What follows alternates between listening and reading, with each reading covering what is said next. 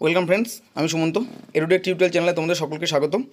এর আগের ভিডিওতে তোমাদের সঙ্গে আমি শেয়ার করেছিলাম যে ক্লাস 12-এর সেমিস্টার 3 এবং সেমিস্টার 4-এর ক্লাস কখন থেকে চালু হতে পারে, এবং তখনই বলেছিলাম যদি এই বিষয়ে কোনো অফিসিয়াল নোটিফিকেশান আসে অবশ্যই তোমাদের সঙ্গে আমি তা শেয়ার করব। আজকে আমি সেটি শেয়ার করতে চলেছি। তোমরা চ্যানেলের সঙ্গে থাকো। যারা নতুন তাদেরকে বলবো পাশে থাকা লাল সাবস্ক্রিপশন বাটনটি ক্লিক করো, যাতে পরবর্তীতে এই ধরনের আপডেট তোমরা পেয়ে যাও। দেখো কী বলছে নোটিশটিতে।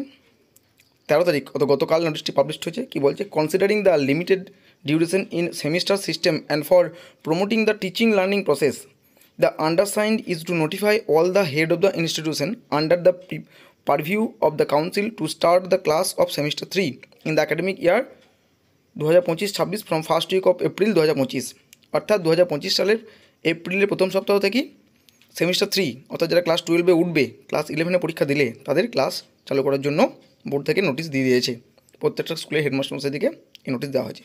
Please note that the students of class 11 R allowed to attend the class provincially with the condition that they would pass the class 11 examinations as per regulation।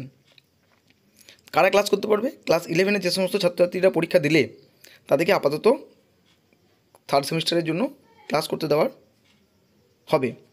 কী আছে? It may also be noted that after submission of marks of semester 1, semester 2, supplementary examination of semester 1 if applicable, practical and project through the online portal of the council, and after declaration of the result of class 11, if it is found that any student becomes unsuccessful, he or she will be debarred or stopped from attending the class immediately and have to repeat class 11, the semester 1 and semester 2 again।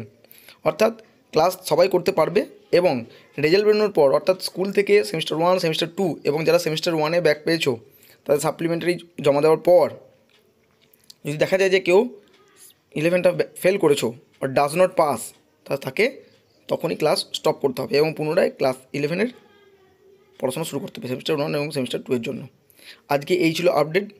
সঙ্গে থাকার জন্য ধন্যবাদ। ভালো থাকবে, সুস্থ থাকবে। পরবর্তী ভিডিওতে আবার তোমাদের সঙ্গে দেখা হবে।